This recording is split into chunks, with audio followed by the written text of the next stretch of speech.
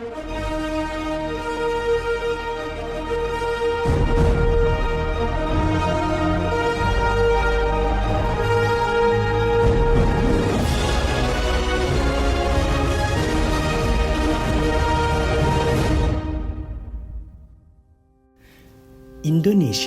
adalah negeri agraris. Lebih dari separuh wilayah kita adalah lahan produktif. Tanah yang subur yang diwariskan nenek moyang untuk ditanami, diolah, dan dijaga. Di sanalah para petani lahir, pejuang pangan yang menjaga kita agar tetap makan, tetap tumbuh, dan tetap hidup.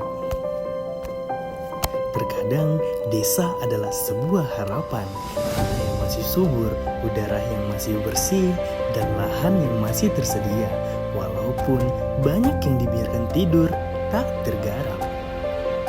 Bayangkan jika setiap jengkal pekarangan yang dimanfaatkan, jika setiap rumah menanam kebutuhan pangannya sendiri, jika setiap desa membangun lumbung pangan bersama, maka ketergantungan pada pasar bisa dikurangi, ketakutan akan melonjakkan harga bisa dihindari, dan ketahanan pangan mandiri bukan lagi hanya sebuah mimpi, tetapi kenyataan yang tumbuh dari akar rumput.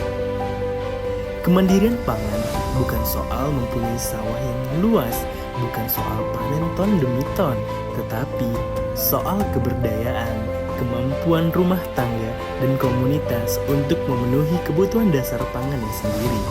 Dari tanah yang mereka miliki, dari usaha yang mereka rawat bersama. Inilah yang disebut ketahanan pangan mandiri.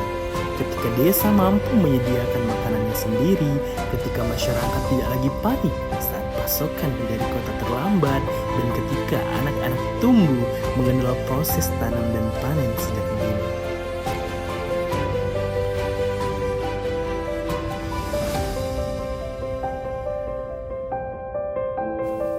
Dalam beberapa tahun terakhir, masyarakat Indonesia kerap dihadapkan pada kenyataan pahit dengan naik turunnya harga pangan di pasar. Harga beras, serta harga bahan pangan pokok sering kali melonjak tanpa terduga. Kondisi ini diperparah oleh faktor-faktor global seperti perubahan iklim, konflik internasional, serta ketergantungan pada impor bahan pangan. Fluktuasi harga pasar ini tidak hanya mengganggu kestabilan ekonomi rumah tangga, tetapi juga mengancam ketahanan pangan nasional. Ketika harga pangan melambung tinggi, masyarakat berpenghasilan rendah menjadi pihak yang paling terdampak. Mereka harus mengurangi konsumsi, mengganti bahan pangan dengan yang lebih murah, atau bahkan mengalami krisis pangan di tingkat kalangan keluarga. Situasi ini menjadi alarm bagi kita semua bahwa kemandirian pangan bukan lagi pilihan, melainkan kebutuhan yang mendesak. Masyarakat perlu dorong untuk memanfaatkan lahan pekarangan, mengembangkan pertanian lokal, serta membentuk komunitas pangan mandiri yang mampu memenuhi kebutuhan sendiri secara berkelanjutan. Untuk itu, dengan membangun kemandirian pangan, kita tidak hanya mengurangi ketergantungan pada pasar yang tidak stabil, tetapi juga memperkuat daya tahan sosial dan ekonomi masyarakat, terutama pada tingkat keluarga.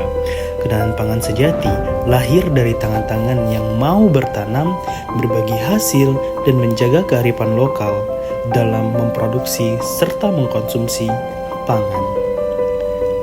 Saatnya masyarakat bangkit dan menjadi pelaku utama dalam menjaga keberlanjutan pangan di Indonesia.